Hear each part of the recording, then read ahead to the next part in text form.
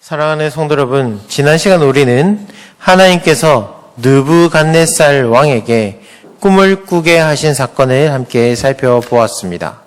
그 꿈은 단순한 개인의 꿈이 아니라 하나님께서 세상의 역사를 보여주시는 계시적인 꿈이었습니다. 그런데 그 꿈의 내용이 무엇인지도 모르고 그 의미도 알지 못한 채 느부갓네살 왕은 극심한 두려움에 사로잡히게 됩니다.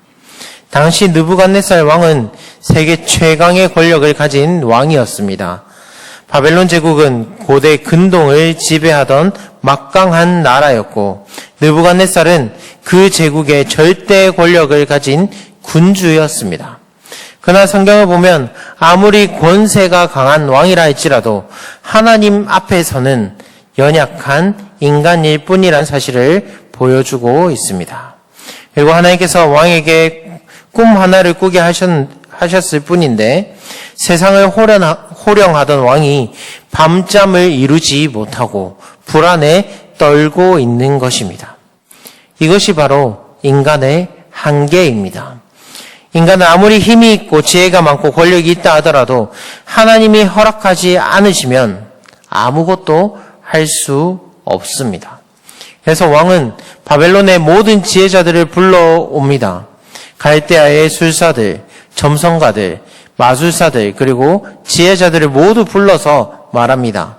내가 꿈을 꾸었는데 그 꿈이 무엇인지 말하고 또 그 뜻을 해석하라.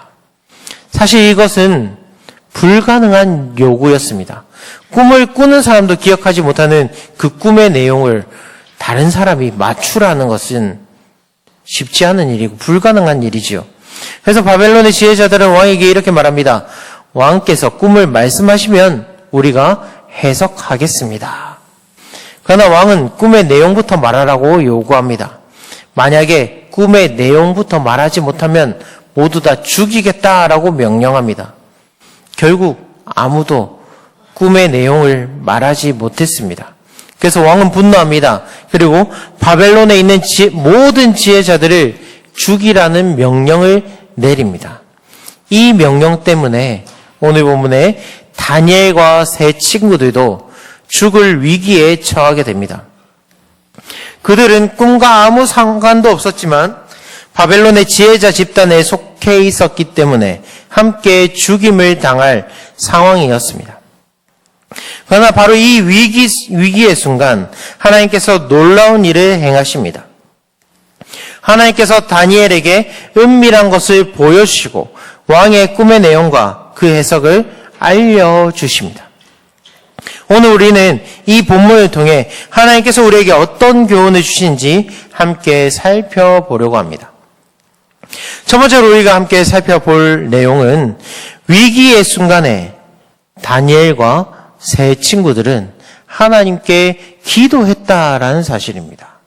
오늘 보면 17절과 18절을 다 같이 함께 읽어보도록 하겠습니다. 17, 18절입니다. 시작.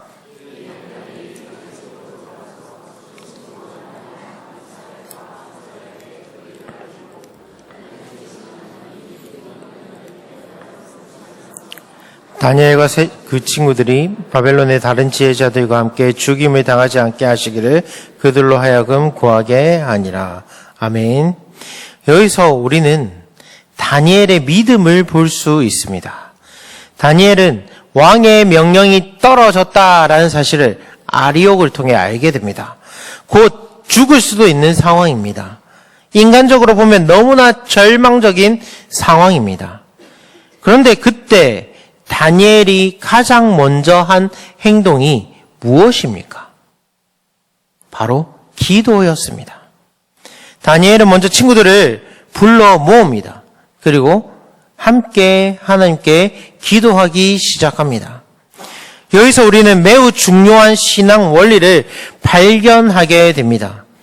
위기의 순간에 사람은 자신의 믿음을 드러냅니다. 평소에는 신앙이 있는 것처럼 보일 수 있습니다. 그러나 정말 어려운 상황이 닥치면 그 사람의 믿음이 무엇인지 드러나게 됩니다. 어떤 사람은 위기가 오면 하나님보다 먼저 세상적인 방법을 찾습니다. 어떤 사람은 돈을 찾습니다. 어떤 사람은 사람을 찾습니다. 어떤 사람은 권력을 찾습니다. 그러나 다니엘은 하나님을 찾았습니다. 이것이 믿음입니다. 사랑하는 성도 여러분, 우리가 살면서 위기를 만날 때가 있습니다. 경제적 위기가 올 수도 있고요. 건강의 위기가 올 수도 있습니다. 가정의 위기가 올 수 있습니다. 관계의 위기가 올 수 있습니다. 그때 우리는 어떻게 반응합니까? 많은 사람들은 먼저 계산을 합니다. 어떻게 하면 손해를 줄일까? 어떻게 하면 이 문제를 해결할까? 누구에게 도움을 받을 수 있을까? 이런 생각을 먼저 합니다. 예를 들어서 회사가 큰 손해를 보게 되었다라고 생각해 봅시다.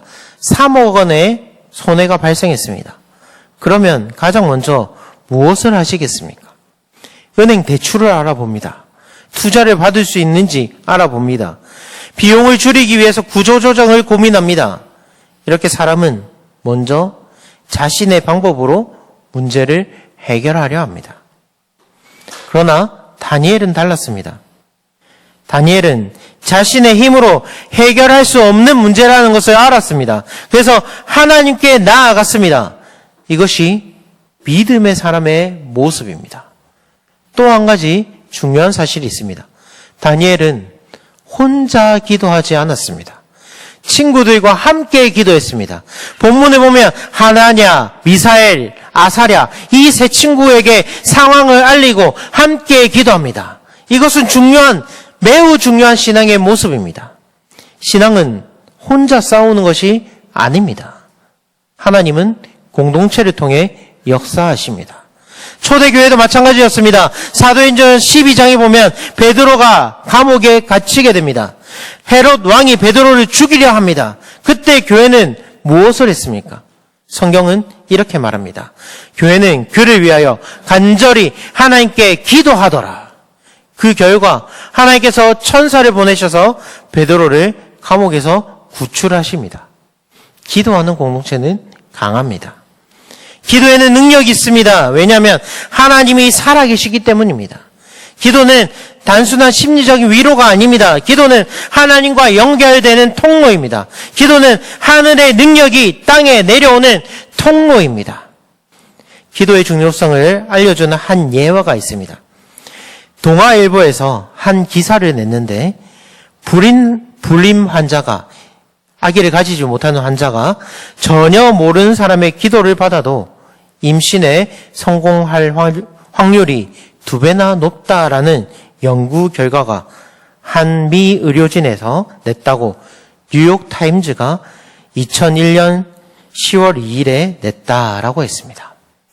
포천 중문의대 차강열 교수와 콜롬비아 의대 산부인과 로저리오 과장은 생식의학 전문지 저널 오브 리프로덕티브 헬스에서 연구 결과를 발표했습니다. 연구팀은 98년, 99년 서울 강남 차병원에서 불임 치료 중이던 199명의 사진을 미국, 캐나다, 호주 등의 각기 다른 기독 종파 신자들에게 주고 이들이 임신에 성공할 수 있도록 기도해 달라고 부탁한 뒤 이 그룹과 기도해 주는 사람이 없는 환자의 그룹의 임신 성공률을 비교했습니다. 그 결과 기도를 받은 불임치료 여성의 임신 성공률이 기도해 주는 사람이 없었던 여성들보다 배가 높은 것으로 나타났습니다. 당시 인터뷰를 했던 로저리오 박사는 연구 결과가 도저히 있을 수 없는 일처럼 느껴졌기 때문에 이를 발표해야 할지 오랫동안 고민했다가 했다 하지만 이제 두 그룹 사이의 임신율 차이가 매우 컸기 때문에 이를 무시할 수 없었다라고 인터뷰했습니다.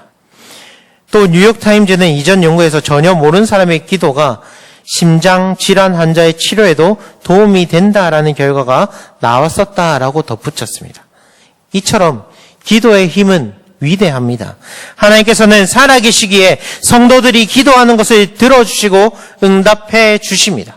그렇기에 하나님께서는 다니엘과 세 친구들이 기도하는 것을 들으시고 다니엘에게 은밀한 것을 보게 하시고 왕의 꿈의 내용과 해석의 내용까지 다 알게 하셨습니다. 사랑하는 성도 여러분, 우리에게도 하나님은 동일하게 역사하십니다. 하나님께서는 우리의 기도를 다 듣고 계십니다. 간절히 기도하는 우리의 기도에 하나님께서는 응답하십니다. 기도의 힘과 능력을 믿고 의지하면서 날마다 하나님 앞에 나와 기도하는 저와 여러분들이 되시기를 주님의 이름으로 축복합니다.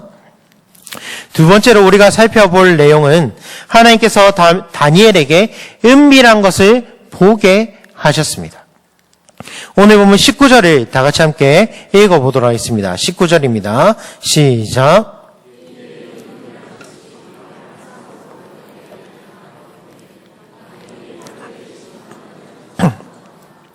19절에서 23절까지는 하나님께서 다니엘에게 느부갓네살의 꿈에 대한 계시를 주셨고 이에 다니엘이 하나님께 찬송하는 내용입니다. 19절에 보면 이에라는 단어로 시작하고 있습니다. 이는 다니엘과 그 세 친구들이 하늘에 계신 하나님께 간절히 기도하던 도중에 다니엘에게 은밀한 것이 환상으로 나타났음을 암시합니다. 근데 여기서 다니엘은 하늘에 계신 하나님께 기도하고 있는데 우리는 여기서 하늘에 계신 하나님이라는 구절을 주의 깊게 살펴볼 필요가 있습니다.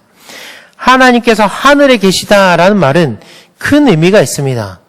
하늘과 우리가 살고 있는 땅은 공간적으로 볼 때 엄청 먼 개념입니다. 예를 들어서 우리가 보고 있는 태양도 거리로 따지면 약 1억 5천 킬로 정도 됩니다. 사진 한번 보여주시겠습니까? 1억 5천 킬로 정도 됩니다. 부산과 서울을 약 엄청나게 왔다 갔다 해야 될 거리죠. 그리고 20년, 비행기로 20년을 가야 하는 거리가 바로 태양과 지구 사이의 거리입니다. 이 정도면 하늘과 땅 사이의 거리감이 느껴지십니까? 그래서 하늘에 계신 하나님은 땅에 있는 우리와 엄청 거리감이 느껴지는 단어입니다. 그런데 진실하게 간구하는 다니엘과 세 친구들에게 이 하늘에 계신 하나님은 매우 가까이 계신 분이라 느껴지는 것입니다. 다니엘과 세 친구들은 하나님께서 자신들과 함께 하고 계시고 자신들에게 항상 역사하시는 분이심을 믿고 있었기 때문에 비록 하나님께서는 하늘에 계시지만 하나님은 자신들과 매우 가까운 분이셨다라는 것입니다. 실제로 하나님은 인간으로부터 참 멀리 떨어져 계시는 분처럼 보이지만 하나님은 다니엘과 세 친구들이 믿는 바와 같이 자기 백성이 간절하게 기도할 때 그들에게 가까이 오셔서 세밀하게 응답해 주시는 자애로운 분이시다라는 것입니다. 시편 기자는 145편 18절에 여호와께서는 자기에게 간구하는 모든 자 곧 진실하게 간구하는 모든 자에게 가까이 하시는도다라고 고백하고 있습니다.